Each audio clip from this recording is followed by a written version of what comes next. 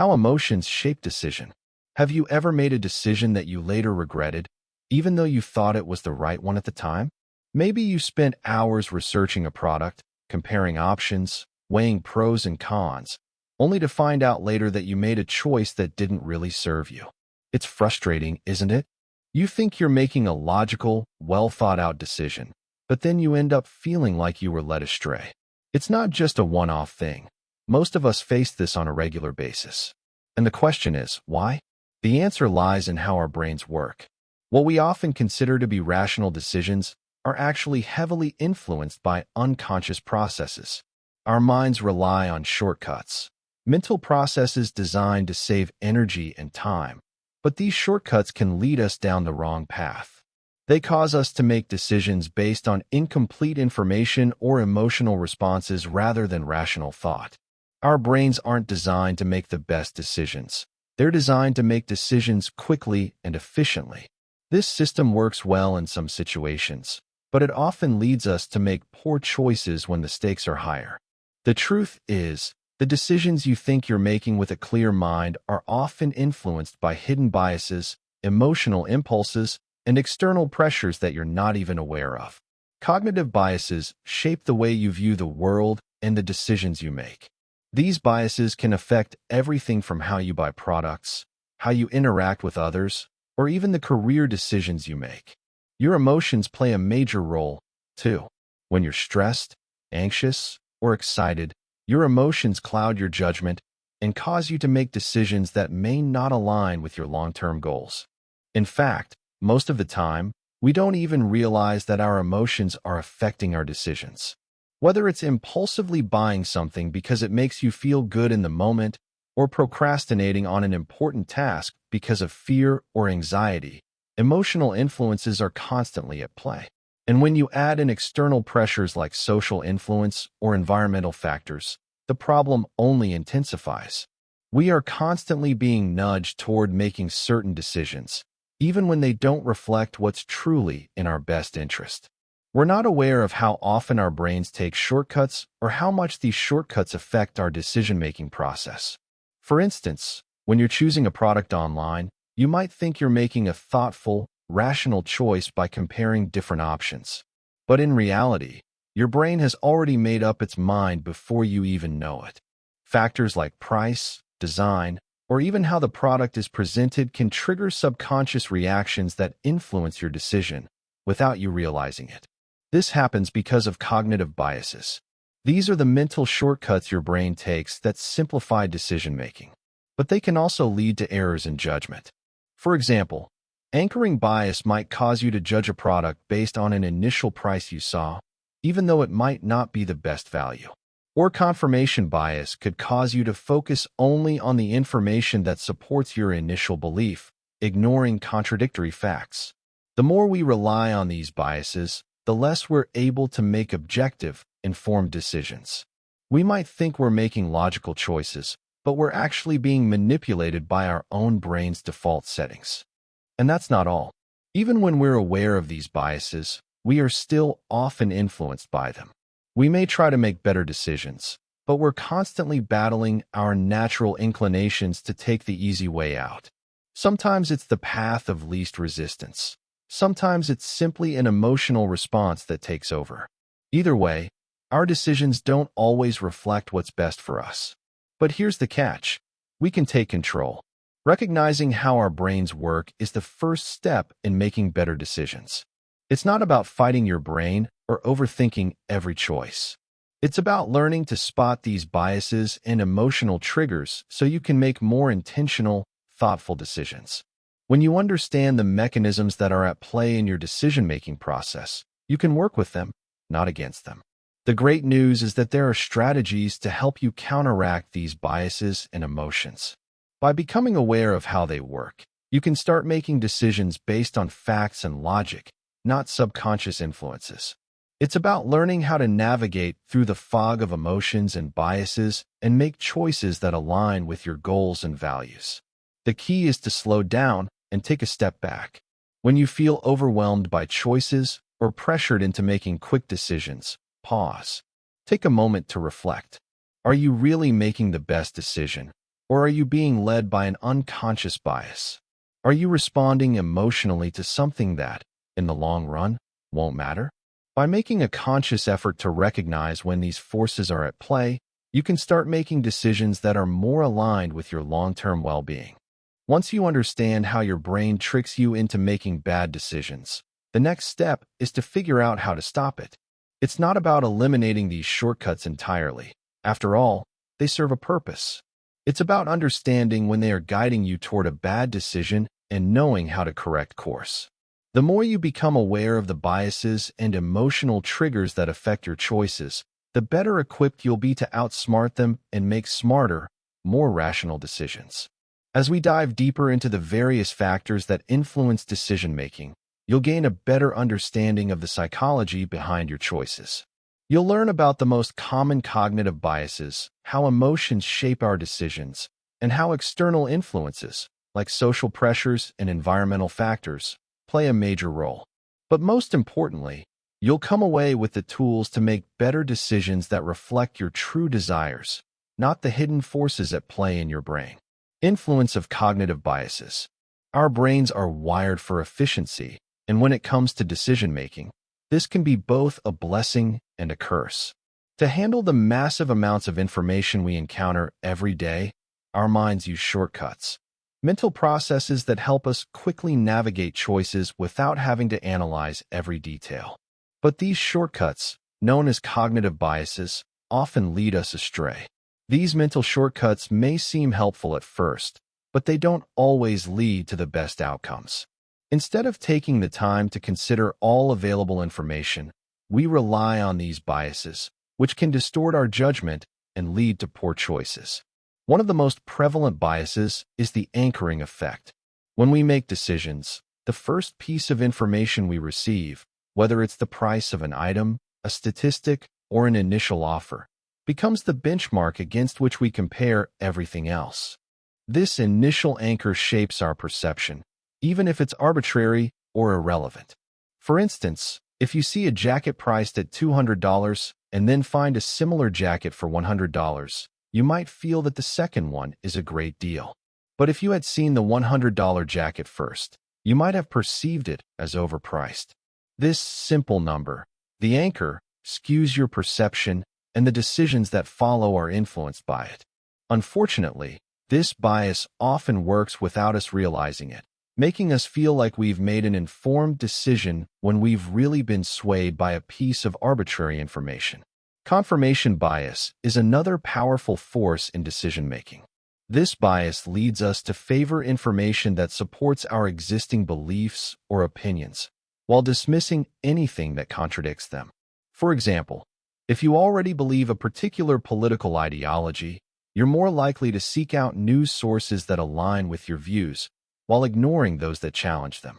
This type of biased thinking makes it difficult to look at situations objectively, because we're constantly reinforcing what we already think we know. Confirmation bias is especially dangerous because it limits our exposure to alternative viewpoints and keeps us locked in our own echo chambers. The more we use this bias, the harder it becomes to evaluate information rationally and make decisions that are truly in our best interest. Equally influential is the availability bias, which leads us to make decisions based on information that is most readily available, often influenced by what we've recently seen, heard, or experienced. This bias causes us to overestimate the importance or likelihood of something because it's easier for us to recall. If you've recently read about a series of plane crashes in the news, you might start to feel more anxious about flying, even though the risk of a crash is extremely low.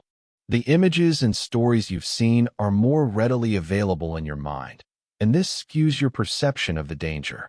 The availability bias isn't just about recent events. It also applies to vivid or emotionally charged experiences, which are more likely to stand out and impact our decision-making. Then there's loss aversion, the concept that people feel the pain of losing something more intensely than the pleasure of gaining something of equal value. This bias explains why we often make irrational decisions to avoid losses, even when they aren't in our best interest. A classic example is when someone holds on to a losing investment because they can't bear the thought of realizing the loss, even when selling it would allow them to invest elsewhere and recover their money more effectively. The fear of loss often outweighs the logical step of cutting your losses and moving on.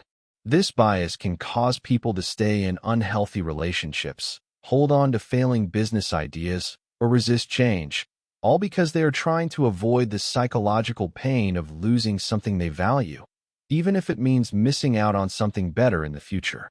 Overconfidence bias is another factor that distorts our judgment. It's easy to assume that our knowledge or abilities are better than they really are, which can lead us to make overly bold decisions. When we're overconfident, we might take on risks without fully understanding the potential consequences.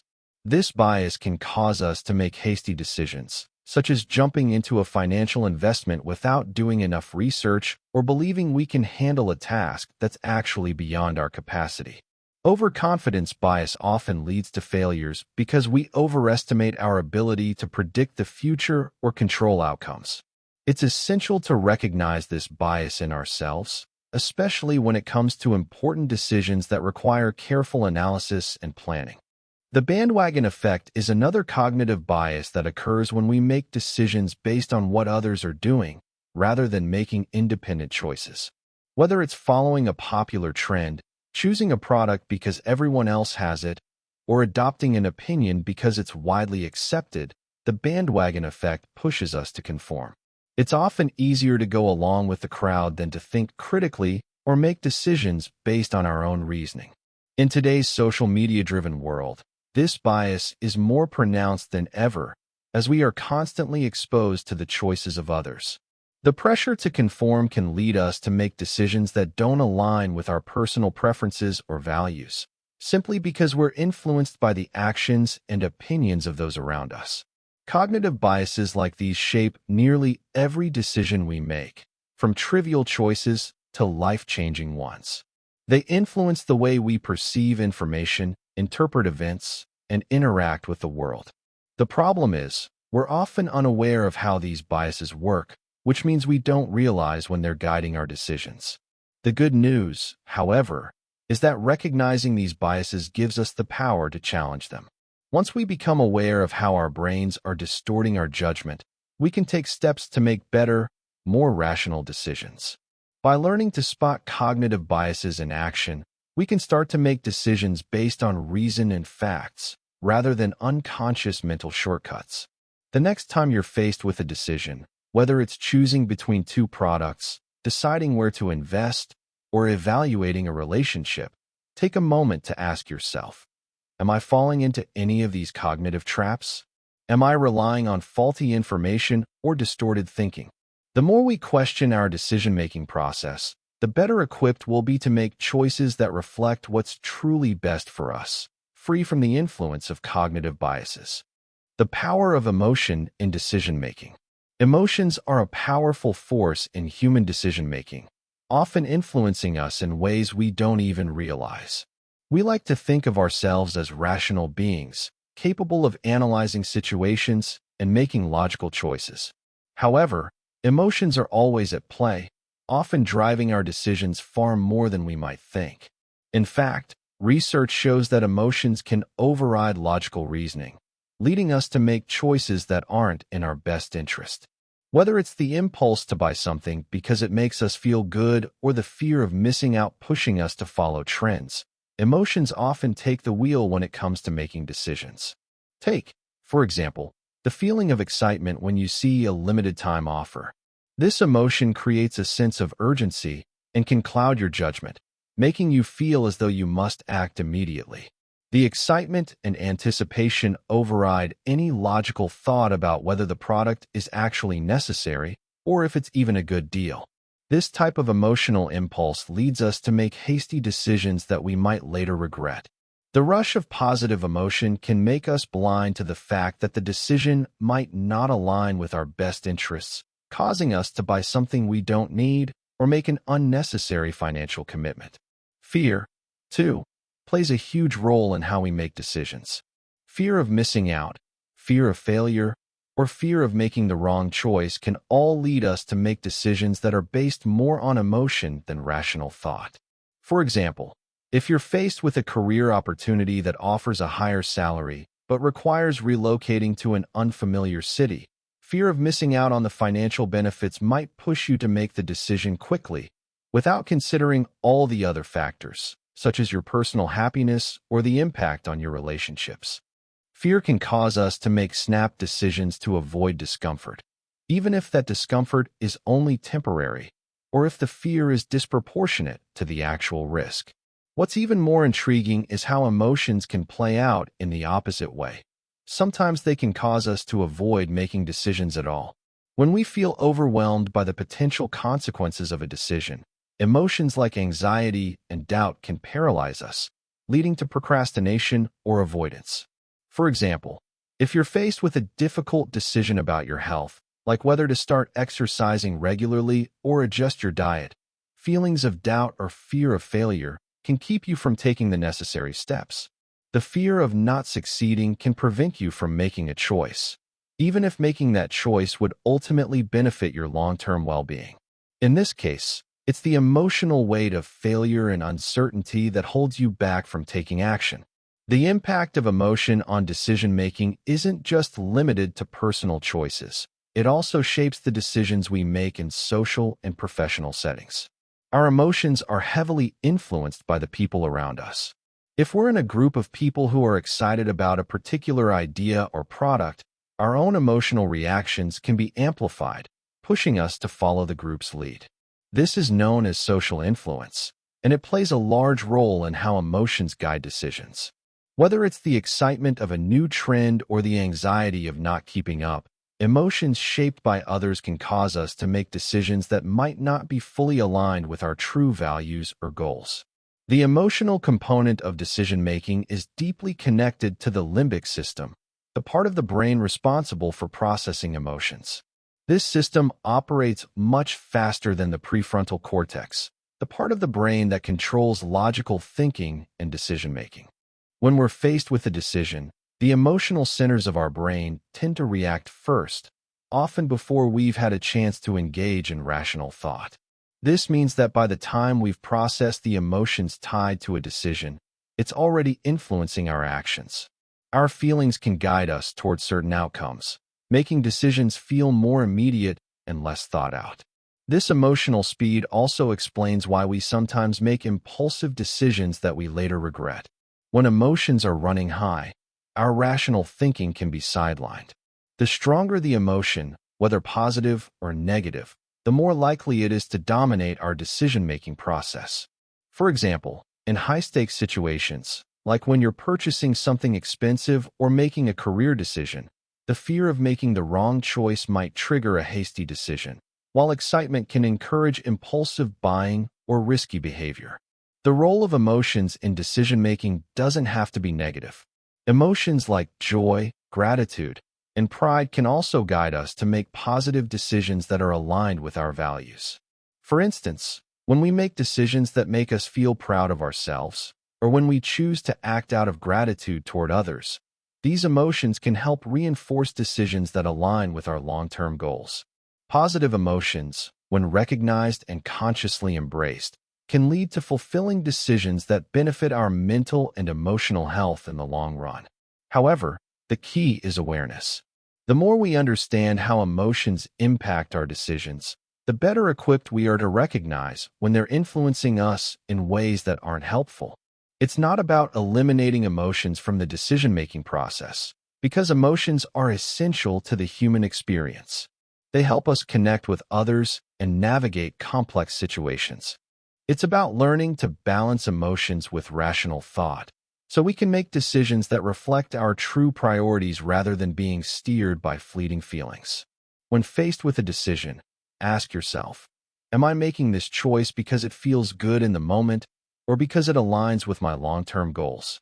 By recognizing the emotional triggers that drive our decisions, we can avoid falling into the trap of impulsive, regretful choices.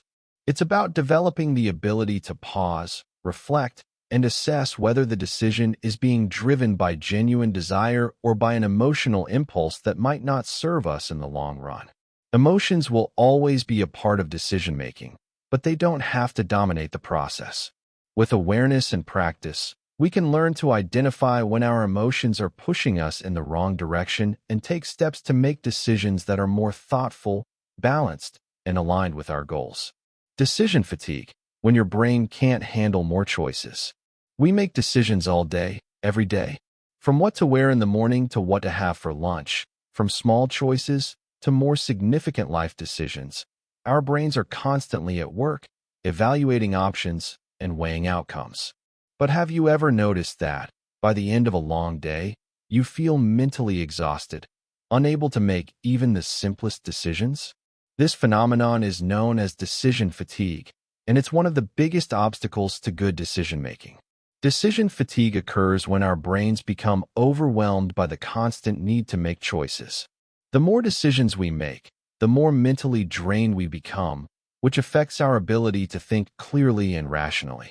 As the day goes on, our cognitive resources, specifically the energy required for making decisions, start to deplete. When we're exhausted, we're more likely to make poor decisions, take shortcuts, or even avoid making decisions altogether. This is why, after a long day, you might find yourself mindlessly scrolling through your phone, unable to decide on something as simple as what to eat for dinner. But decision fatigue doesn't just affect trivial choices. It can also impact major decisions in your life. In fact, the more decisions you make throughout the day, the harder it becomes to make thoughtful, rational decisions about important matters. For instance, imagine you've spent hours negotiating a business deal, dealing with customer complaints, and making countless decisions about the company. By the time you sit down to discuss your personal finances or decide whether to pursue a new career opportunity, you're mentally drained and less likely to approach these decisions with the necessary focus and clarity. The real danger of decision fatigue is that, when we're mentally exhausted, we often take the path of least resistance. We'll opt for decisions that require the least amount of thought or effort, even if they're not in our best interest. This is why you might find yourself grabbing a quick snack from the pantry when you know you should be eating something healthier, or choosing the easiest option at work, even if it's not the most strategic choice. Your brain is trying to conserve energy, and it will take shortcuts, even if it means making decisions you'll later regret. This bias toward easy decisions doesn't stop with trivial matters. When faced with more important decisions, decision fatigue can lead to impulsive choices or avoidance altogether. If you've ever found yourself procrastinating on a major life decision, like buying a house or deciding on a career change, it could be due to the mental exhaustion accumulated from smaller, seemingly insignificant decisions throughout the day. When the cognitive load is high, your ability to focus on the long-term consequences of your choices diminishes, and short-term comfort becomes more appealing. One of the most significant ways decision fatigue affects us is in the realm of self-control. Making decisions requires mental energy, and as we use up that energy, our ability to resist temptation weakens. After a long day of making decisions, it becomes much harder to resist unhealthy habits or distractions. This is why people are more likely to skip a workout after a stressful day or indulge in unhealthy eating habits when they're feeling mentally drained. The effort to make the right choice takes a toll on your ability to maintain discipline. So, what can you do to avoid falling victim to decision fatigue? The key is to simplify your choices whenever possible. By reducing the number of decisions you have to make each day, you can conserve your mental energy for the things that truly matter. One of the most effective strategies is to create routines. When you have a set routine, you eliminate the need to make decisions about things like what to wear or what to eat. This simple step can help you reserve your mental energy for more important decisions. Another strategy is to prioritize your decisions. Tackle the most important, energy-consuming decisions first thing in the morning when your mental resources are still fresh. By handling tough decisions earlier in the day, you give yourself the best chance to make thoughtful, rational choices. On the other hand, save simpler decisions for the afternoon or evening when you've already made a number of more demanding choices. In addition to managing your decisions, it's important to take care of your overall mental well-being. Practice regular self-care, whether that's through exercise, mindfulness, or relaxation techniques. When you're well-rested and mentally sharp, you're better equipped to handle the cognitive load that comes with decision-making. Sleep, in particular, plays a huge role in restoring mental energy, so getting enough rest is crucial for maintaining the brain's ability to make sound decisions. Finally, don't be afraid to delegate decisions when you can. If there are decisions that don't require your personal input or expertise, delegate them to others. Whether it's in the workplace or at home, delegating smaller tasks frees up your mental energy for decisions that truly need your attention. Decision fatigue is a real, powerful force that can cloud our judgment and lead us to make poor choices. By understanding how it works and implementing strategies to reduce the mental strain of decision-making, we can better preserve our cognitive resources for the decisions that truly matter. The goal is not to avoid making decisions, but to recognize when we're becoming mentally drained and to take steps to manage our cognitive load. The next time you find yourself overwhelmed by the endless stream of decisions in your day, take a step back and consider whether decision fatigue is influencing your choices. Simplify your options, prioritize the important decisions, and be mindful of your energy levels. With these strategies, you can protect your decision-making capacity and avoid falling into the trap of poor choices that arise from mental exhaustion. The influence of social pressure, why you follow the crowd. We like to think of ourselves as independent thinkers, making decisions based on our values, logic, and personal preferences. However, the reality is that social pressure has a powerful influence on the choices we make. Whether it's the opinions of family and friends, the expectations set by society, or the behaviors we observe in others, we are constantly being nudged to follow the crowd. This tendency to conform, known as social influence, is deeply ingrained in our psychology. The desire to fit in and be accepted by others is a fundamental human need, and this drive often overrides our rational thinking. One of the most prominent ways social pressure shapes our decisions is through conformity, the act of changing our behavior to match that of others, especially when we're uncertain or when the group is seen as an authority. Think about the last time you were in a social situation, like a party or a gathering, and everyone around you was doing or saying something. Even if it didn't align with your personal beliefs or preferences, you might have gone along with it simply because you didn't want to stand out or feel left out. This is an example of conformity in action, where the pressure to belong outweighs the desire to act independently. The effects of social influence are not limited to casual social settings. In fact, social pressure often has a profound impact on our decision-making in more serious situations, such as career choices or financial decisions. For example, a person might decide to buy a certain brand of car or wear a particular style of clothing simply because it's popular or because their peers endorse it. We see this most clearly in the world of advertising, where companies capitalize on social influence by showcasing their products in ways that emphasize their popularity, making you feel that if everyone else is buying it, it must be the right choice. This social pressure can be even more pronounced in online communities and social media.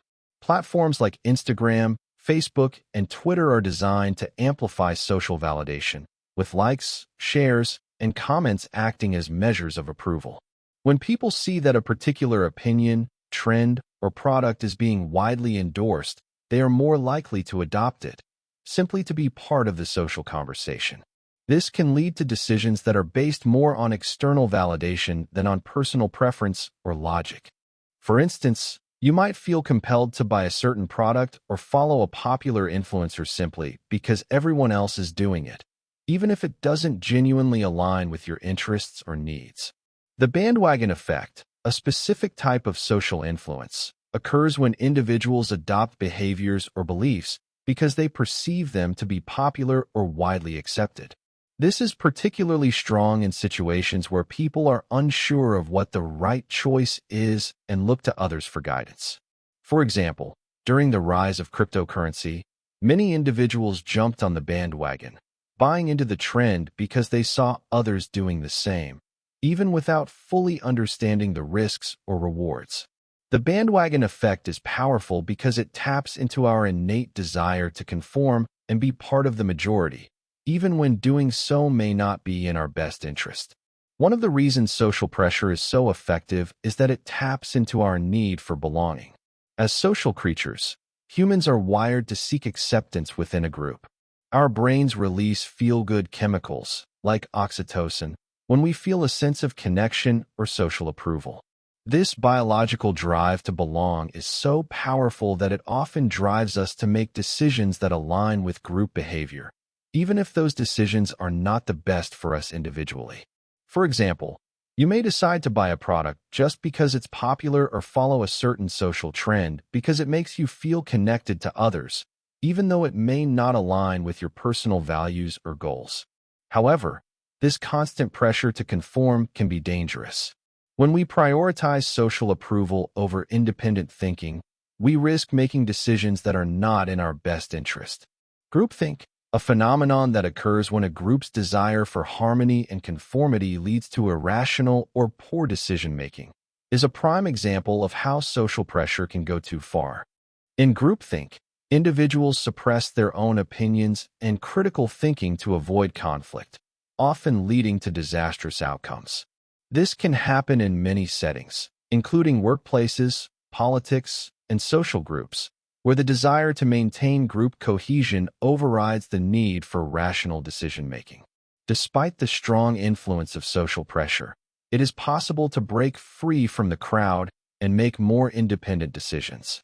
The key is to become aware of when social influence is steering you away from your true preferences.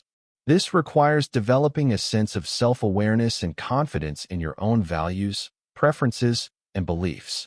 Ask yourself, am I making this choice because it aligns with my goals and values, or am I simply following the crowd? By questioning the motivations behind your decisions, you can begin to resist the urge to conform and make choices that are more in line with your authentic self. One effective strategy to counter social pressure is to cultivate a strong sense of personal identity. When you have a clear understanding of who you are and what matters to you, it becomes easier to make decisions based on your own preferences rather than external influences. It's also important to surround yourself with people who support your individuality and encourage you to think critically. When you are part of a community that values independent thought, the pressure to conform diminishes, and you can make choices that reflect your true desires. Ultimately, social influence is a natural part of the human experience, but it doesn't have to control our decisions. By becoming more aware of the social pressures around us and actively questioning our motivations, we can make choices that align with our values and goals. It's not about rejecting social connections, but about learning how to navigate social influence without letting it dictate our decisions. With time and practice, you can break free from the crowd and make decisions that are truly your own. The environment's role in shaping your decisions. Every decision we make is influenced by the environment around us. Whether we realize it or not, the spaces we occupy and the people we interact with play a significant role in shaping our choices.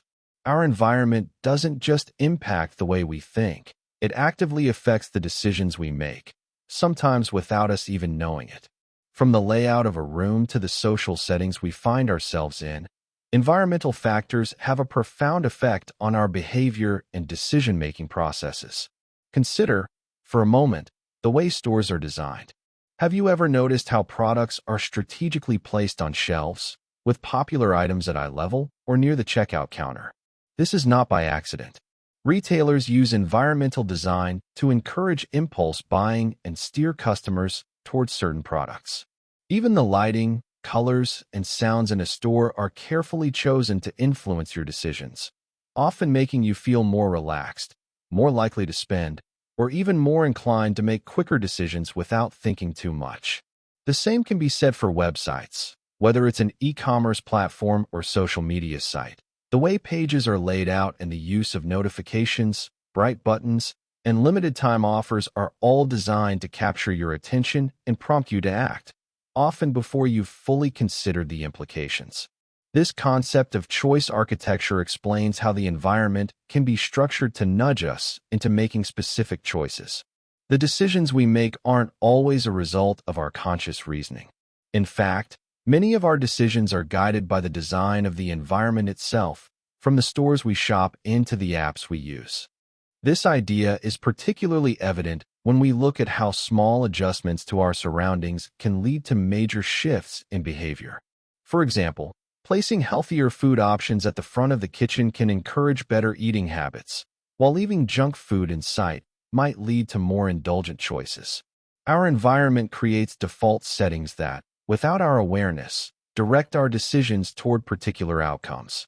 Our social environment also plays a crucial role in the decisions we make.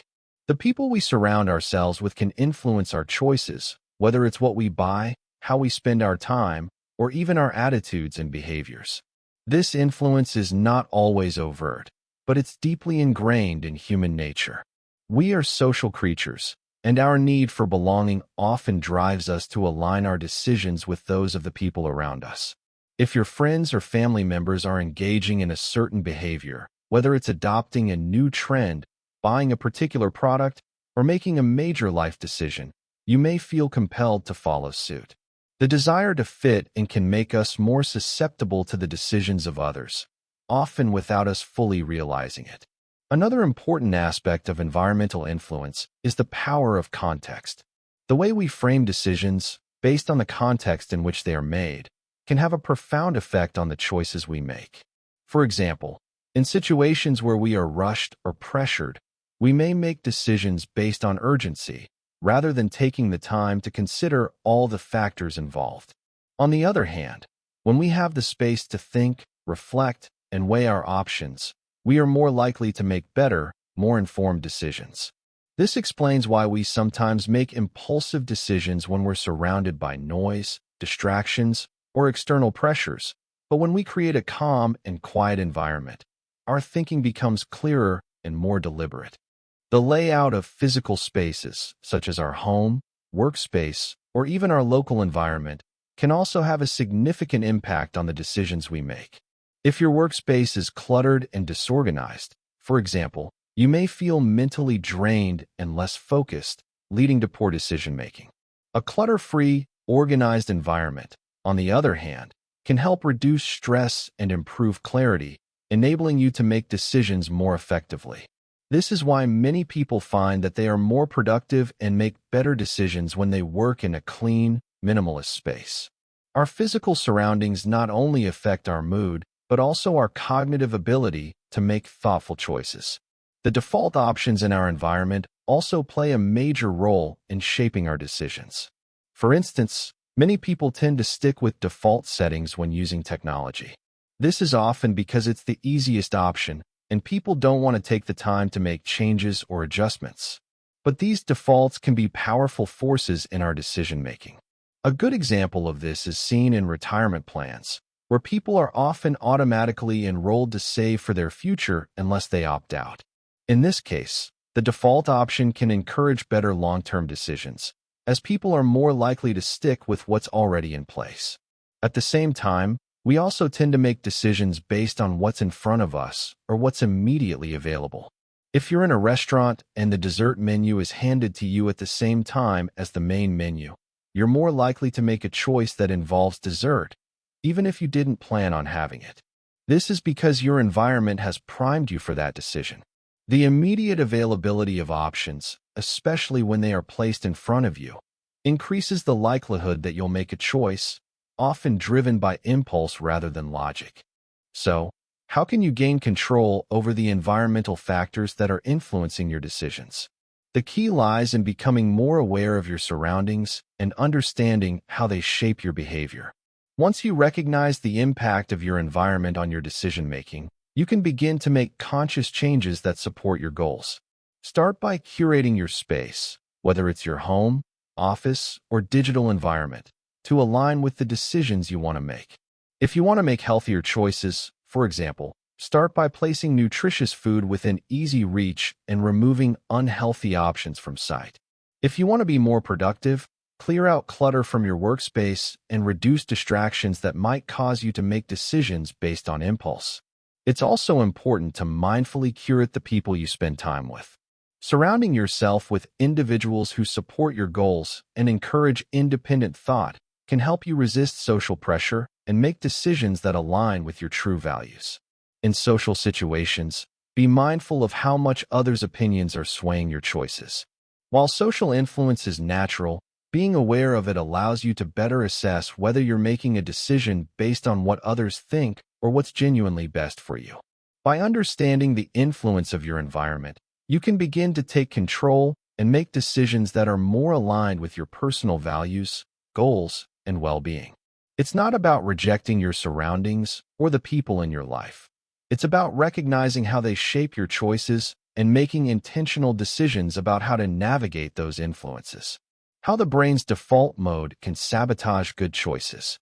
We like to believe that we make decisions carefully and thoughtfully, especially when the stakes are high. However, most of the time, the decisions we make aren't the result of careful analysis. They're the product of the brain's default mode. The default mode is the brain's go-to way of thinking when we're not consciously focused on something. It's automatic, habitual, and often guided by emotions or ingrained patterns of behavior. In this state, we're more likely to make decisions based on impulse, comfort, or convenience rather than rational thought or long-term planning. This mental shortcut is helpful when we're performing routine tasks, like brushing our teeth or tying our shoes, because it allows us to operate on autopilot. But when it comes to important decisions, relying on the default mode can lead us down the wrong path. Instead of actively evaluating all the options available, we fall back on the brain's default responses that may not always serve our best interests. Take, for example, the simple decision of whether or not to exercise. If you've had a long, tiring day, your brain's default mode will likely push you to choose the path of least resistance, sitting on the couch and watching TV. This choice feels comfortable and immediate. But in reality, your brain is using its default mode to opt for short-term relief rather than thinking about the long-term benefits of exercise. The result? You miss an opportunity to improve your health and well-being because the default mode prioritizes comfort over growth. The default mode can also explain why we tend to make decisions based on past experiences, even when those experiences may not be the best guide for the present moment. When we are faced with a decision, our brain looks for patterns, especially patterns from our previous choices. If you've always bought the same brand of cereal, your brain's default mode will push you to make the same choice again, even if there are better options available. This automatic pattern of thinking can stifle creativity and prevent us from exploring new possibilities, leaving us stuck in a cycle of old habits. One of the most significant ways the default mode sabotages good choices is through cognitive dissonance. When we experience cognitive dissonance, we feel uncomfortable because we're holding two conflicting ideas or beliefs. To relieve that discomfort, our brains often choose the easier route, justifying our existing beliefs or behaviors rather than making the necessary changes. For example, if someone is trying to decide whether to quit a job that they find unfulfilling, their default mode might lead them to rationalize staying in the job. They might focus on the paycheck or the stability it provides, avoiding the uncomfortable reality of change, even though quitting could ultimately lead to greater happiness and fulfillment. This mental resistance to change is also at play when we avoid making decisions altogether. The default mode can cause us to procrastinate or delay making important choices, because the prospect of making a change often feels daunting. Instead of actively engaging with a decision, we push it aside, telling ourselves we'll deal with it later. But this avoidance only compounds the problem, leaving us feeling stuck in a cycle of indecision. The brain's default mode also plays a major role in the comfort zone effect. When we're faced with a new opportunity, whether it's a career change or a move to a new city, the default mode will often nudge us toward what's familiar, even if it's not the best option. This is because our brains prioritize safety and predictability over the uncertainty that comes with trying something new. While this tendency can protect us from immediate risks, it also limits our growth and potential. We end up making choices based on what we know, rather than what might be best for us in the long run. This is where the real challenge lies. The default mode is so ingrained in our thinking that we often don't notice when it's guiding us in the wrong direction. We think we're making rational decisions when, in reality, we're simply following old patterns and mental shortcuts that feel comfortable. The key to breaking free from this cycle is awareness. Once we recognize when our brains are operating in default mode, we can make a conscious effort to step out of it and engage in more thoughtful, deliberate decision-making. One way to counteract the brain's default mode is to create structured decision-making processes. When we make decisions based on clear criteria, whether it's listing pros and cons, setting long-term goals, or considering potential outcomes, we interrupt the automatic processes that guide us. This helps us to be more intentional and thoughtful in our decision-making. By adding structure and thoughtfulness to the process, we can override the brain's default tendencies and make choices that are more aligned with our long-term desires. Another useful strategy is to embrace discomfort. The default mode often guides us toward comfort, but real growth happens outside of it. Whether it's pushing through the resistance to try something new or making a difficult decision that challenges your current situation, leaning into discomfort can help you break free from old patterns. Growth happens when we step outside our comfort zone and actively engage with change, even when it feels uncomfortable at first. In addition, learning to pause before making a decision can help you move out of the default mode. When you're faced with a choice, take a moment to breathe and reflect. Ask yourself, is this decision based on convenience, or does it truly align with my goals? This brief moment of pause allows you to override the automatic patterns in your brain and make a more deliberate decision. By consciously engaging with your decision-making process, you can shift from the automatic, default response to one that is more thoughtful and intentional. Ultimately, the key to overcoming the brain's default mode is to cultivate mindfulness. When you're aware of your thoughts, patterns, and emotional triggers, you can recognize when your brain is pushing you toward automatic choices that don't serve you. By practicing mindfulness, you develop the ability to make decisions based on what's best for you in the long term, rather than falling into the trap of habit, comfort, or impulse. The brain's default mode is a powerful tool, but it can also lead us astray. By becoming aware of its influence and actively choosing to engage in more thoughtful decision-making, we can break free from the patterns that hold us back and start making choices that reflect our true values and long-term goals. The role of memory in decision-making. Memory plays a crucial role in decision-making, often guiding our choices based on past experiences, lessons learned, and emotional associations. Our memories are not just a record of what's happened. They are actively used in shaping how we approach new situations. However, while memory helps us navigate life by offering familiarity and insight, it can also distort our judgment, leading us to make poor decisions based on inaccurate or selective recollections. One of the most fascinating aspects of memory is its selectivity. Our brains are not perfect recorders of events. Instead, they store memories based on what we deem important or emotionally significant. This means that our recollections of past events are often shaped by emotions, current beliefs, or even external influences. As a result, memories can become distorted, leaving us with a skewed version of reality that influences future decisions. For example, if someone has had a positive experience with a particular brand of product in the past, their memory of that experience might be enhanced over time, making them more likely to choose that brand again, even if the product has changed or no longer meets their needs. This memory distortion can also lead to false memories, where we recall events that never actually happened or misremember key details. False memories are surprisingly common and can have a profound impact on decision-making. A classic example is when someone overestimates their past success in a particular area, like investing in stocks or making business decisions. These inflated memories create a false sense of confidence and lead them to repeat the same decisions in the future, even though the original decision may have been based on incomplete or faulty information. The danger of false memories is that they create a bias toward actions that are not based on actual outcomes, but on an altered perception of the past. Another way memory influences decision-making is through the availability heuristic.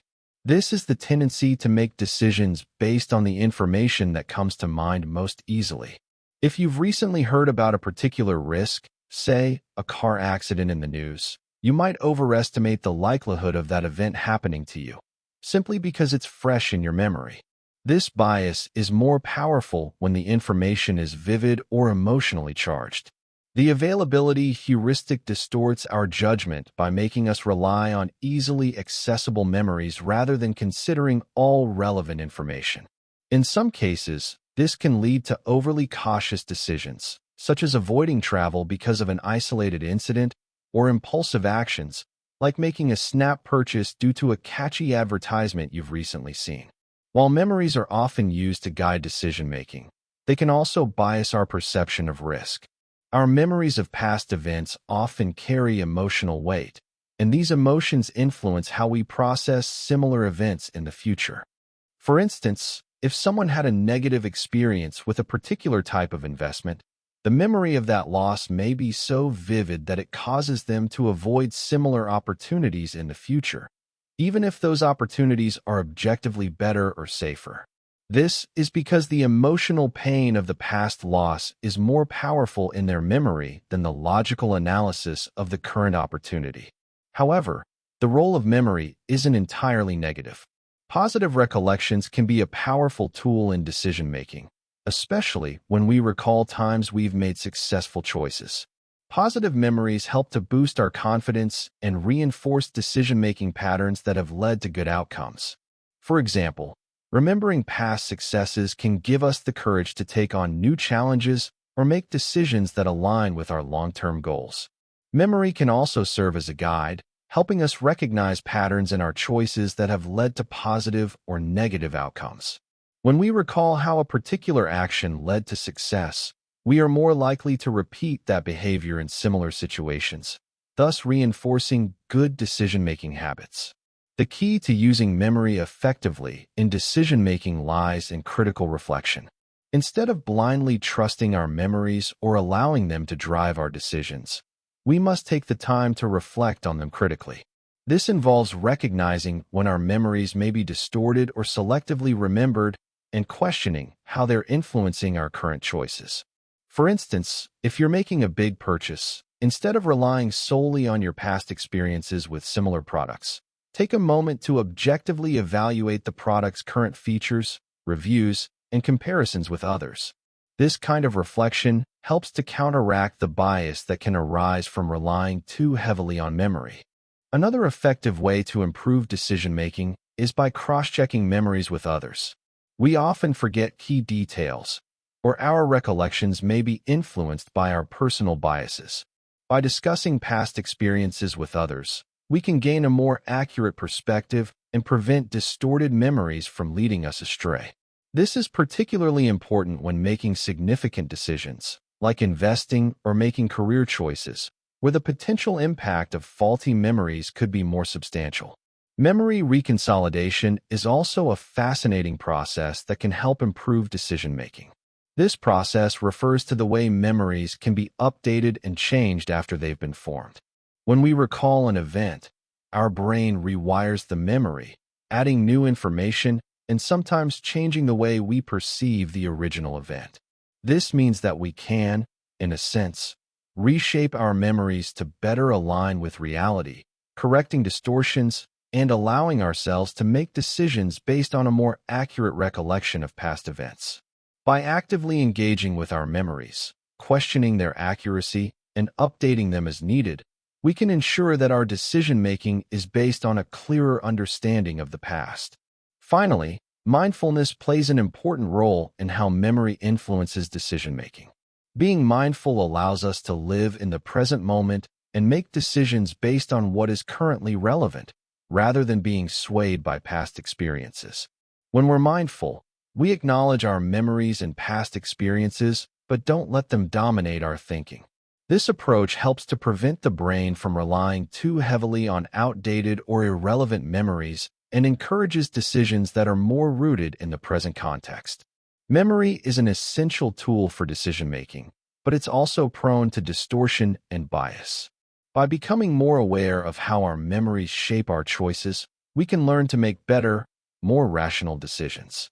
We can challenge our memories, correct distortions, and ensure that our decisions are based on a more accurate reflection of the past. With practice, we can harness the power of memory while avoiding the pitfalls that come with relying on faulty recollections. The key is to approach decision-making with a critical, reflective mindset that allows us to make choices based on both past experiences and present realities. The myth of rational thinking: why we're not as logical as we think. Humans like to think of themselves as rational creatures, capable of making well-informed decisions based on facts, logic, and reason. We often pride ourselves on our ability to think critically and make choices that are in our best interest. But the truth is, we are far less rational than we think. Despite our best efforts to be logical, our brains are constantly guided by cognitive biases, emotions, and external influences that undermine our ability to think clearly. In fact, much of what we believe is rational decision-making is actually a product of these hidden forces. At the core of the myth of rational thinking is the idea that we believe we are making decisions based on reason and evidence, when in reality, we are often making them based on gut feelings, assumptions, and past experiences. This is largely due to the way our brains are wired. The human brain is designed to take shortcuts, mental processes that allow us to make quick decisions without analyzing every detail. While this helps us navigate the world efficiently, it often leads us to make poor choices, relying on patterns that may not be accurate or relevant to the current situation. One of the primary reasons we're not as rational as we think is due to the way we process information. Our brains are not built to analyze every single piece of data that comes our way. Instead, we rely on heuristics, mental shortcuts that allow us to make decisions quickly. While heuristics can be useful in many situations, they often lead to errors in judgment. For example, we might judge a person's character based on their appearance or make a snap decision about a situation based on limited information.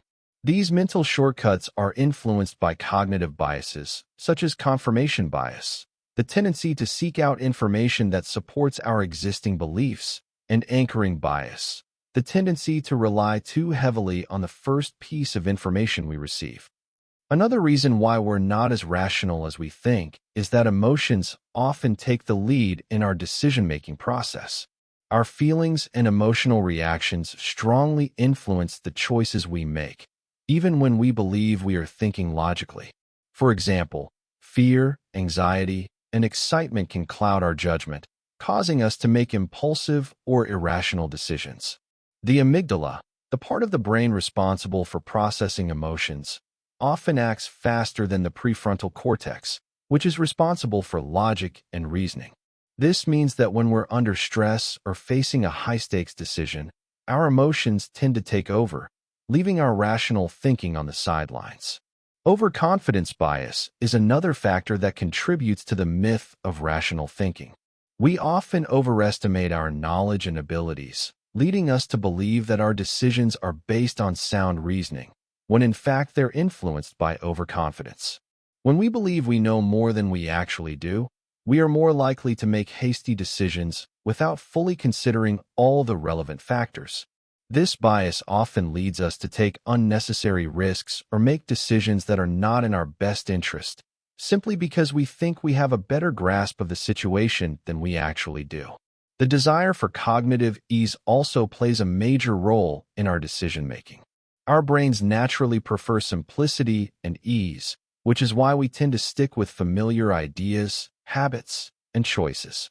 When we're faced with complex or unfamiliar decisions, our brains often default to easier, more familiar options, even if those options are not the best ones. This is why people often make the same mistakes over and over again or cling to outdated beliefs. It's easier to stick with what's comfortable than to engage in the cognitive effort required to make a more informed decision. A key element of the myth of rational thinking is the illusion of control. Many of us believe we have more control over our circumstances and outcomes than we actually do. This can lead to overconfidence and poor decision-making. For example, a person may invest in the stock market, believing that they can predict which stocks will rise or fall, even though the market is largely unpredictable. The illusion of control can also lead people to take unnecessary risks or make decisions that are based on faulty assumptions.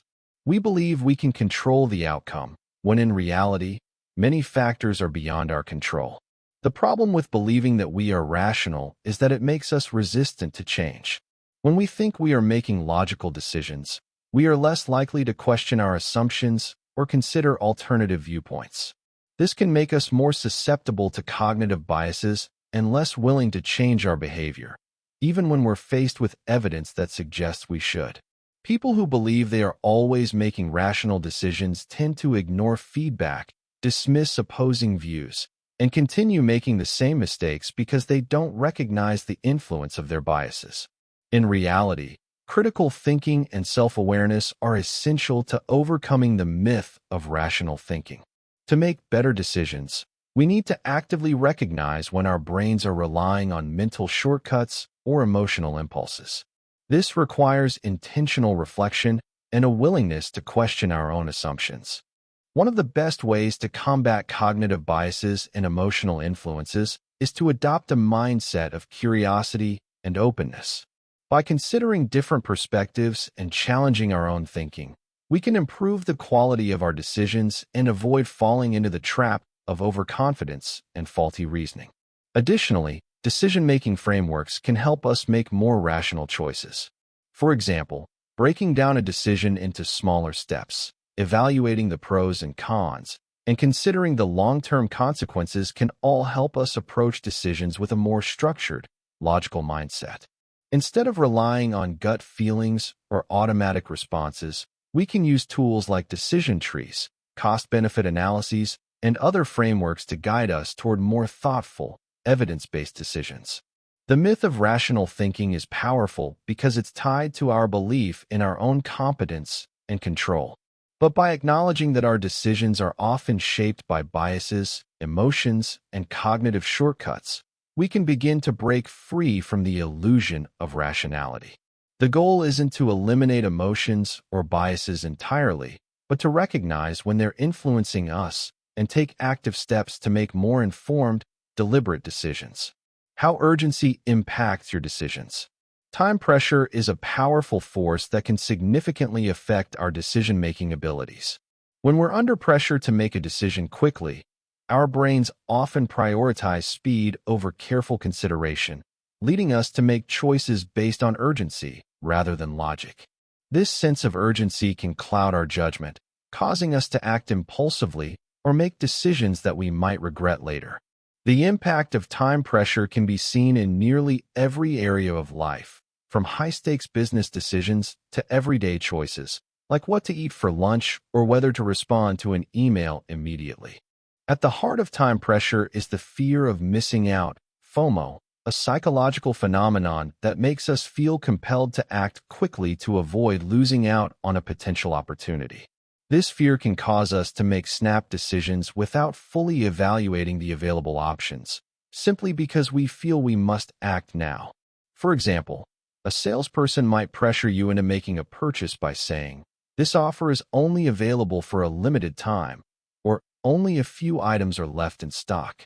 In such situations, the fear of missing out can override our rational thinking, leading us to make a decision we might not have made if we had more time to reflect. Time pressure also triggers a fight-or-flight response in the brain, particularly in situations where the stakes feel high. When we sense danger or feel a sense of urgency, our bodies prepare for quick action. This response is deeply embedded in our evolutionary biology and has been vital for survival in dangerous situations. However, in modern life, this instinct to act quickly is often triggered by non-life-threatening situations, like making decisions about a project deadline or handling multiple responsibilities at once.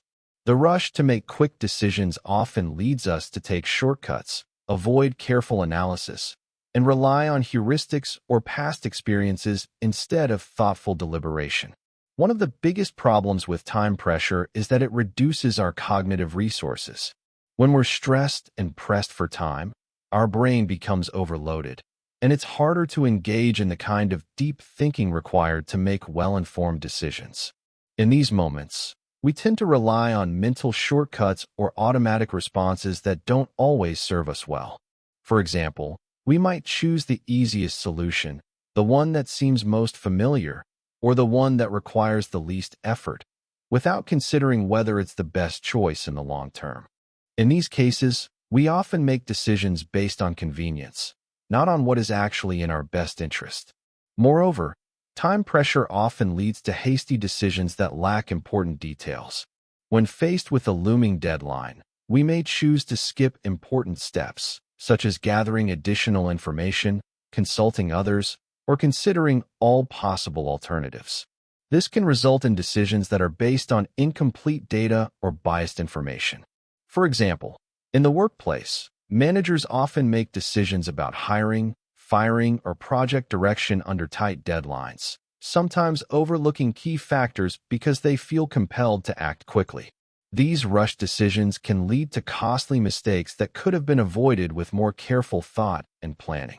Another way time pressure affects decision-making is by leading to the overconfidence bias. When we're under the gun, there's a tendency to believe that we can handle the pressure and still make the right choice. This overconfidence can cause us to underestimate the complexity of a situation or the risks involved. In reality, time pressure tends to increase the likelihood of errors, as we don't give ourselves enough time to think critically or consider all the options. This bias is particularly dangerous in high-stakes situations where a wrong decision can have significant consequences, like in healthcare or finance. Overconfidence in the face of time pressure can lead us to make rash decisions that we later regret. Time pressure also leads to a narrowing of focus, where we become fixated on the immediate task at hand rather than considering the broader context or long-term consequences. This can lead to tunnel vision, where we prioritize short-term results over long-term benefits. For example, when working under tight deadlines, a person may focus solely on completing a task as quickly as possible, without considering how the task fits into a larger project or how it might impact other aspects of their work. This single-minded focus can prevent us from seeing alternative solutions or recognizing the bigger picture, which often results in poor decisions. So, how can we manage time pressure to make better decisions? The first step is to recognize when we're under time pressure. Being aware of the influence of urgency on our decision-making allows us to step back and evaluate whether we're rushing for the right reasons. Are we really pressed for time, or are we simply reacting to external pressures or feelings of urgency that we've imposed on ourselves? Once we identify that time pressure is at play, we can make a conscious effort to pause, breathe, and engage in more deliberate thinking. One strategy for overcoming time pressure is breaking down complex decisions into smaller, more manageable steps. When we feel rushed, it's easy to become overwhelmed by the larger picture. By focusing on one aspect of the decision at a time, we can reduce the feeling of being rushed and give ourselves space to think. Additionally, setting clear priorities can help us focus on what's most important and avoid making decisions based solely on urgency. When we prioritize, we're more likely to make thoughtful decisions that align with our long-term goals. Another useful approach is delegation. When we're overwhelmed by a mountain of decisions, it's helpful to delegate tasks or seek advice from others.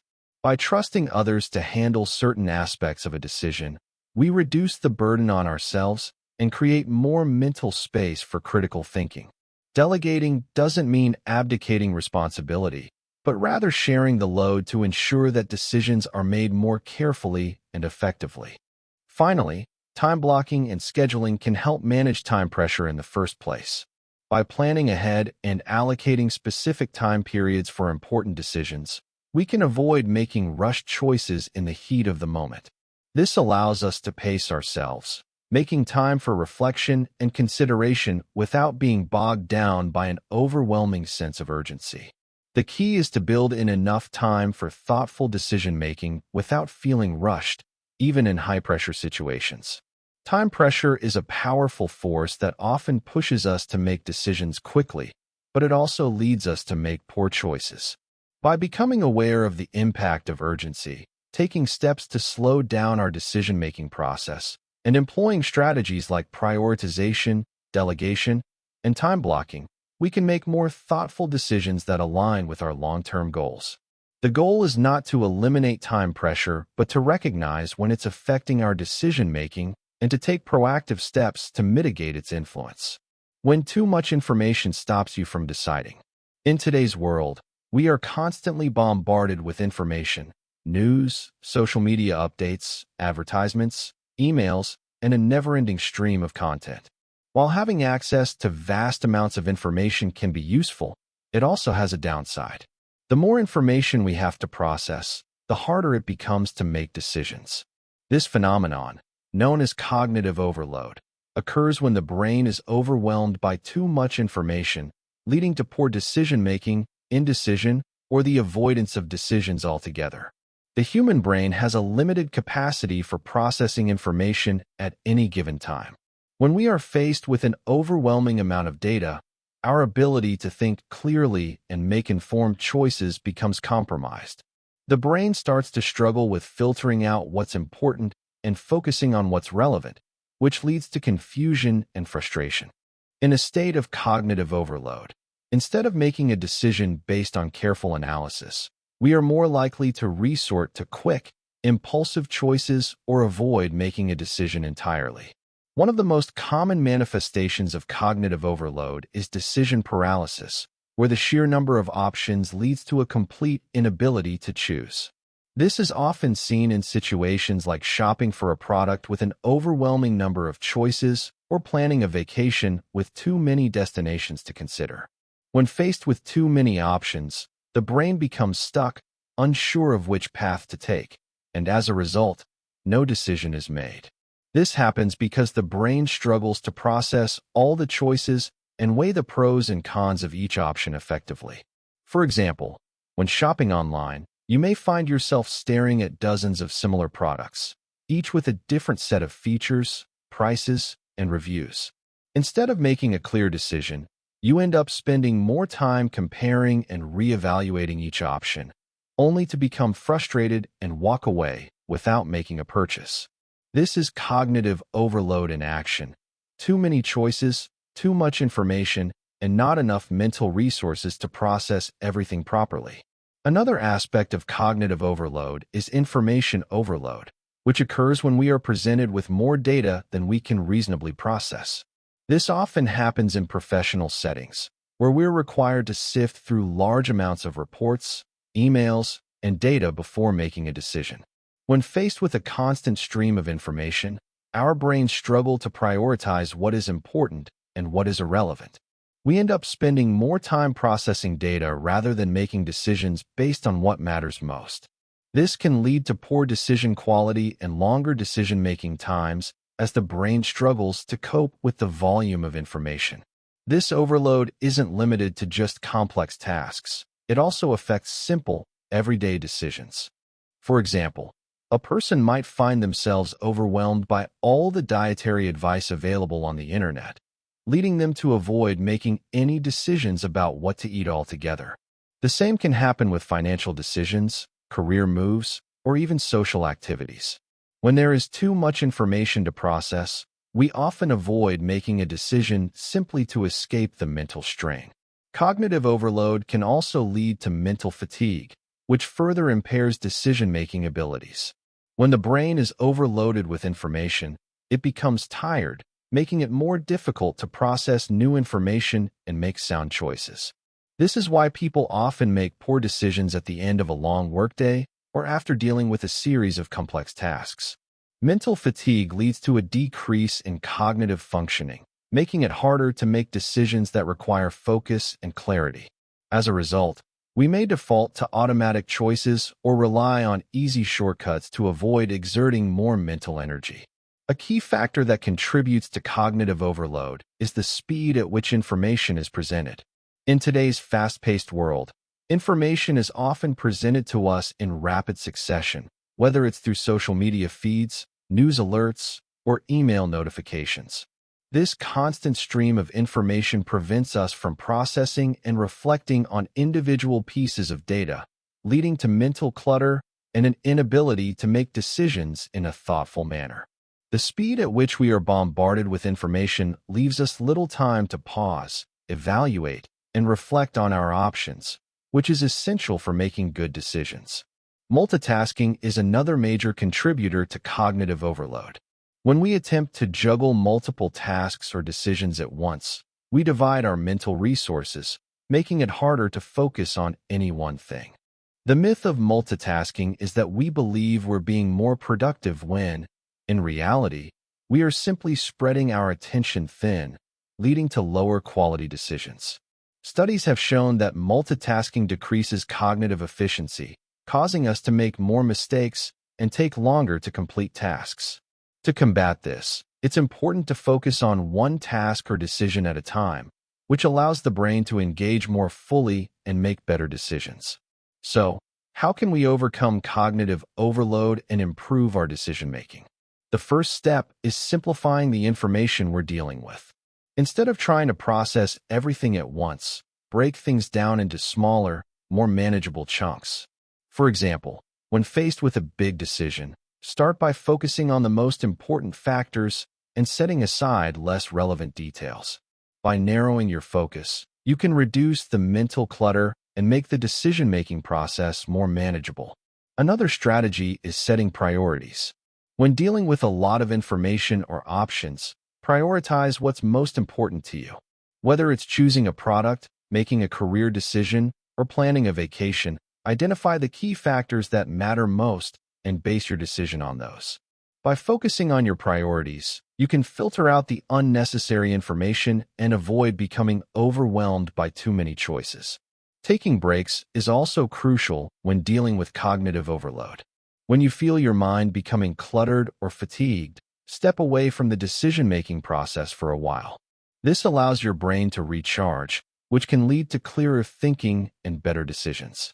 It's important to recognize when your brain is overloaded and give yourself permission to take a break rather than pushing through the fatigue. Delegation is another effective way to combat cognitive overload.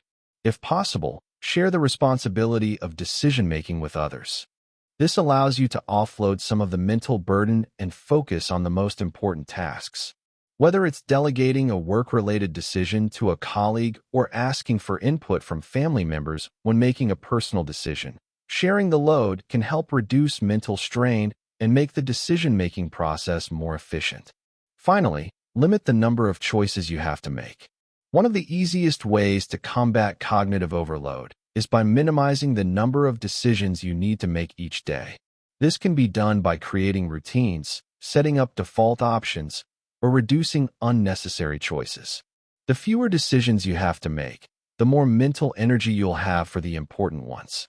Cognitive overload is a significant barrier to effective decision-making, but by simplifying information, setting priorities, taking breaks, delegating decisions, and limiting choices, we can reduce its impact. By taking control of the information we process and the decisions we make, we can ensure that our choices are more thoughtful and aligned with our long-term goals. The role of habits in decision-making. Our daily lives are shaped by the countless decisions we make, but many of these choices are not as conscious as we might think. In fact, a significant portion of our decisions is guided by habits, the automatic behaviors and patterns that we engage in without much thought. Habits, which are formed through repeated actions and reinforced over time, can either support or hinder our ability to make thoughtful, rational choices. While habits can make our lives more efficient, they also play a major role in shaping the decisions we make without us even realizing it. Habits are essentially the brain's way of conserving energy. By forming habits, we free up mental resources to focus on other, more important tasks. When something becomes a habit, it no longer requires much cognitive effort to perform. For example, brushing your teeth, tying your shoes, or driving a familiar route are all activities that have become automatic through repetition.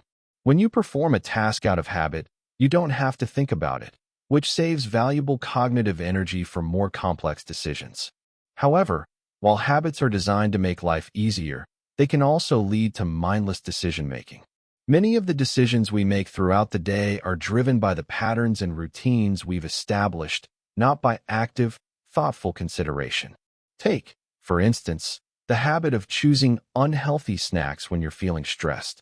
If you've developed the habit of turning to junk food in moments of anxiety, your brain will automatically follow this pattern without considering healthier alternatives.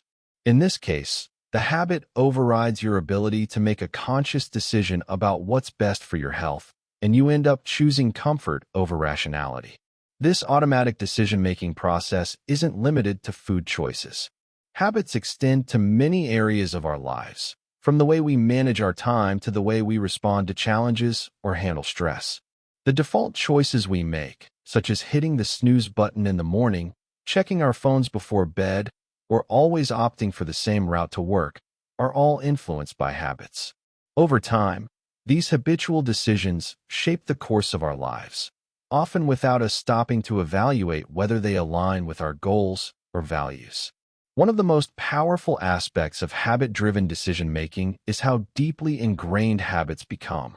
Over time, habits form neural pathways in the brain, making them harder to break. The more often a behavior is repeated, the stronger the connection between neurons becomes, until the action becomes automatic. This is why it can be so difficult to change certain behaviors, even when we know they're not serving us. Whether it's procrastination, smoking, or spending money impulsively, breaking a habit requires not only awareness, but also consistent effort to form new, healthier routines. Habit loops are the psychological mechanisms that fuel habit formation. A habit loop consists of three components: the cue, the routine, and the reward. The cue is the trigger that initiates the behavior. The routine is the behavior itself, and the reward is the positive feeling or benefit we get from completing the routine. For example, if you feel stressed, cue, you might automatically reach for a snack. Routine, and the comfort or pleasure of eating, reward, reinforces the habit. Over time, this loop becomes so automatic that you don't even need to think about it. The brain has learned to associate stress with the need for comfort, and it defaults to this behavior whenever the cue is present. One of the challenges of habit-driven decision-making is that many of these loops are formed without conscious intent. We often don't realize that our choices are being shaped by ingrained patterns of behavior. This is why, when we try to change a bad habit, we often find ourselves slipping back into old patterns, even when we're aware of the negative consequences. Breaking free from a habit loop requires not only identifying the cue and routine, but also finding a healthier reward to replace the old behavior. The key to overcoming habits that no longer serve us is to replace them with new, more positive routines. Instead of focusing on breaking a bad habit, focus on creating a better habit that provides the same reward. For example, if you have a habit of reaching for unhealthy snacks when you're stressed, try replacing that behavior with something that also brings you comfort, like going for a walk, practicing deep breathing, or engaging in a hobby you enjoy. By replacing the routine with something more beneficial, you can rewire the habit loop and create a new, healthier pattern. Another strategy for breaking bad habits is to make small, incremental changes. Trying to overhaul your habits all at once can be overwhelming and difficult to sustain. Instead, start by making small adjustments to your routine. If you want to develop a habit of exercising regularly, start by committing to just 5 minutes a day and gradually increase the duration as the habit becomes ingrained. Small changes allow you to build momentum and make the process of forming new habits less intimidating. Creating environmental cues can also help reinforce new habits. If you want to eat healthier, for example, placing fruits and vegetables at the front of your fridge and keeping junk food out of sight can serve as a constant reminder of your goal. Similarly, setting specific times for exercise or using reminders and apps to track your progress can help reinforce new habits and make them easier to stick to. While habits are often seen as automatic and unchangeable, it's important to remember that we can reprogram our behavior. By becoming aware of the habits that are influencing our decisions, replacing negative routines with positive ones, and making small, incremental changes, we can regain control over the decisions we make and create a life that aligns with our goals and values. At the core of habit change is awareness and consistency. The more we understand how habits shape our decisions, the more empowered we are to make intentional choices. Rewiring our habits is not about eliminating them, but rather about replacing unhelpful behaviors with those that support our long-term well-being. With time and persistence, we can cultivate habits that work for us rather than against us. Overcoming bad decisions. How to rewire your brain. Our brains are incredibly adaptable, but they are also deeply wired to rely on habits and mental shortcuts that may not always serve us well.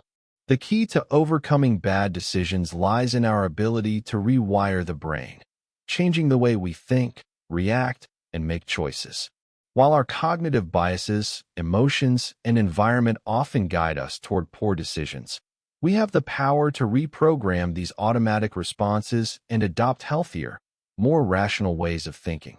Rewiring your brain is not about eliminating these biases or emotions entirely, but learning how to recognize them and actively change how we respond to them. The first step in rewiring your brain is awareness.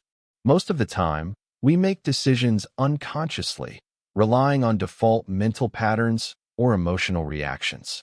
When we become aware of how these patterns shape our decisions, we gain the ability to step back and choose a different path. For example, if you recognize that you tend to buy things impulsively when you're stressed, simply acknowledging this tendency can help you take a pause before making the purchase. Awareness creates the space between stimulus and response, allowing you to choose a more thoughtful, rational approach. Once you become aware of the automatic responses that drive your decisions, the next step is interruption. This is the practice of interrupting the mental habits that are steering you in the wrong direction. If you find yourself about to make a decision based on emotional impulses, whether it's making an impulse buy, procrastinating, or choosing the easier route, take a moment to pause and reflect. Challenge yourself to take a step back and ask questions like, is this decision aligned with my long-term goals? What are the possible outcomes? Am I being influenced by external pressures or my emotions? By creating a small mental gap between stimulus and response, you can disrupt automatic decision-making and give yourself the space to think critically. The power of habit formation is also central to rewiring your brain.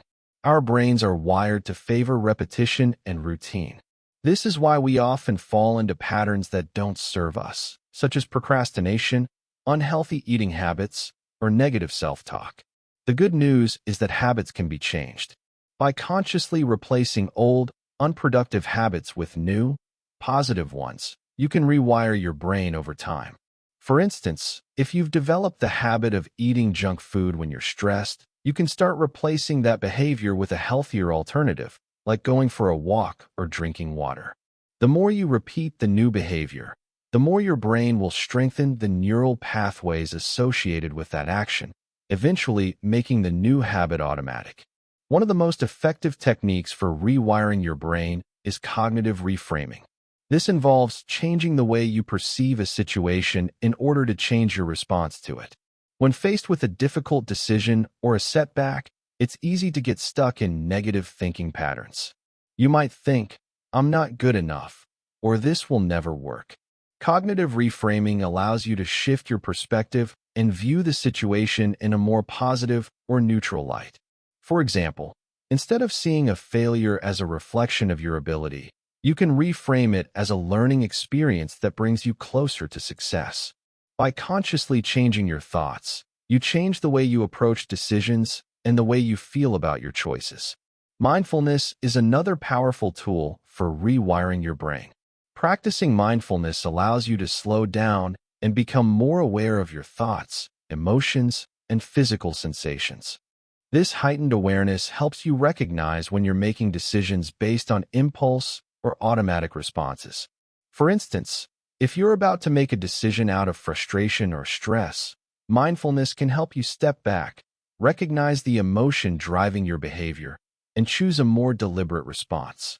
By practicing mindfulness regularly, you can become more attuned to your thoughts and better able to make decisions that are thoughtful, rational, and aligned with your long-term goals. Setting intentional goals is another key aspect of rewiring your brain. When we have clear, well-defined goals, our decisions are more likely to align with those objectives. Instead of making decisions based on momentary emotions or impulses, we can use our goals as a compass to guide our choices. For example, if your goal is to live a healthier life, you might make decisions based on what will help you achieve that, whether it's choosing nutritious food, exercising regularly, or managing stress. By setting clear goals and regularly revisiting them, you can make decisions that support your desired future rather than getting sidetracked by short-term temptations. Another important aspect of rewiring your brain is self-compassion. Often, our poor decisions are followed by self-criticism, which can lead to negative thinking and further poor choices. Being kind to yourself when you make mistakes is crucial for breaking the cycle of bad decisions. Instead of beating yourself up, practice self-compassion by acknowledging the mistake, understanding that it's part of the learning process, and focusing on what you can do differently moving forward. By developing a compassionate mindset, you reduce the mental barriers that prevent you from making positive changes. Finally, practice and repetition are essential in rewiring your brain. Just as it takes time to develop a bad habit, it also takes time to form new, healthy habits. The more consistently you apply the strategies of awareness, interruption, reframing, mindfulness, and goal setting, the more these new thought patterns will become automatic. It's important to be patient with yourself during this process and understand that change takes time. With practice, you'll start to notice that you're making better decisions more easily, without having to consciously think about every choice. Rewiring your brain is not about eliminating emotions, biases, or external influences. It's about gaining the awareness and tools to make decisions that align with your true values and long-term goals. By interrupting automatic patterns, replacing negative habits, reframing your thoughts, and practicing mindfulness, you can reprogram your brain to make better choices. It's about becoming the master of your decisions, rather than letting your brain's default responses dictate your actions. The process of rewiring your brain may take time, but with dedication and persistence, you can overcome bad decisions and start making choices that lead to a better, more fulfilling life. The power to change is within you, and by using these techniques, you can create lasting change in the way you make decisions. Final summary and how to make better decisions going forward. Throughout this journey, we've explored the many ways in which our brains shape the decisions we make. From cognitive biases to emotional influences, social pressures, and the overwhelming effects of too much information, we've learned that decision-making is far more complex than it appears. In fact, much of what we think are rational, logical decisions are actually guided by hidden forces that we don't consciously recognize. But understanding these forces is only the first step. To truly improve our decision-making, we must take active steps to counteract the automatic, habitual responses that often lead us astray. The first and most crucial step in making better decisions is awareness. Simply recognizing the cognitive biases, emotional triggers, and environmental factors that influence our decisions puts us in a stronger position to resist their pull. When we're aware of the shortcuts our brain is taking, we can choose to step back and make decisions based on thoughtful reflection rather than impulse. By slowing down and giving ourselves the space to evaluate our choices, we can counteract the automatic reactions that often lead to poor decisions. Once we're aware of the influences on our decisions, we can begin to question them. This means challenging our assumptions, considering alternative perspectives, and asking ourselves tough questions about our motivations. Are we making this decision because it aligns with our long-term goals, or because we're being swayed by short-term emotions or external pressures? Are we falling into a pattern of behavior that no longer serves us? The more we question our decision-making processes, the more we can make choices that reflect our true values and desires. Another powerful tool for better decision-making is mindfulness.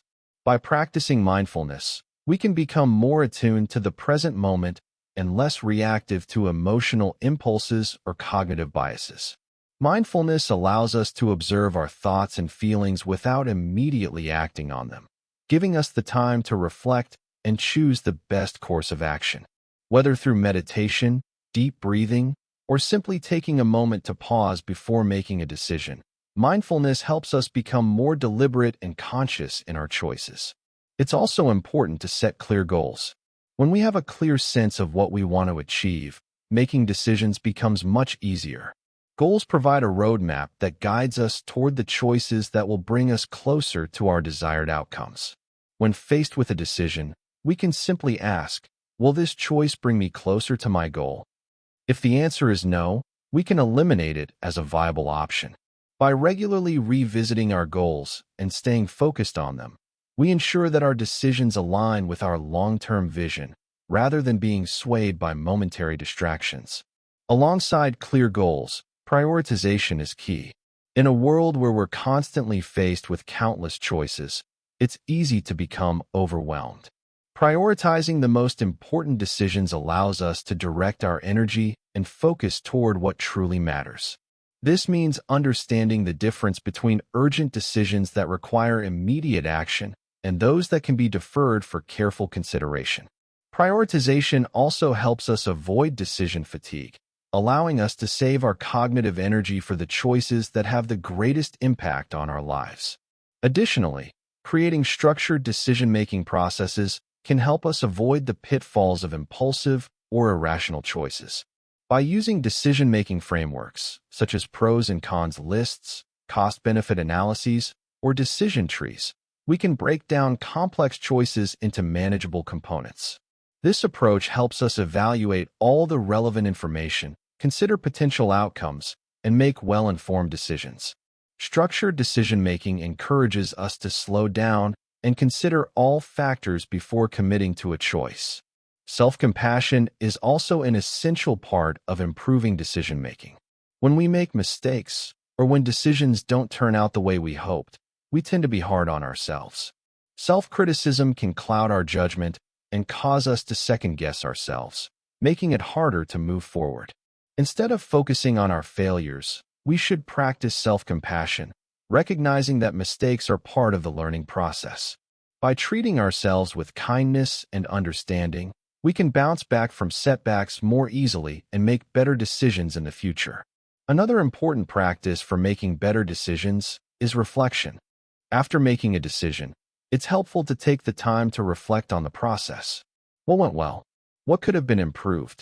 Reflecting on our decisions helps us identify patterns in our thinking and behavior, which can lead to more informed and thoughtful choices in the future. Reflection also helps us learn from our mistakes and successes, reinforcing the lessons that guide us toward better decision-making. Finally, embracing flexibility is crucial. Life is unpredictable, and we can't always control the outcomes of our decisions. By accepting that things won't always go as planned, we free ourselves from the pressure of trying to make perfect decisions. Flexibility allows us to adjust our course as needed, learn from our experiences, and adapt to new information. The ability to pivot and reassess our choices is a vital skill that allows us to navigate complex situations and make decisions that are best for us in the long run. Making better decisions is not about avoiding mistakes or always choosing the right path. It's about understanding the factors that influence our decisions, questioning our assumptions, and applying thoughtful reflection and mindfulness to our decision-making processes. With practice, we can rewire our brains to make more intentional, rational choices, leading to better outcomes in all areas of our lives. As we conclude this journey, remember that good decision-making is a skill that can be developed with awareness, practice, and dedication. By becoming more conscious of how our minds work and implementing strategies to make decisions more thoughtfully, we can shape our futures with greater confidence and clarity.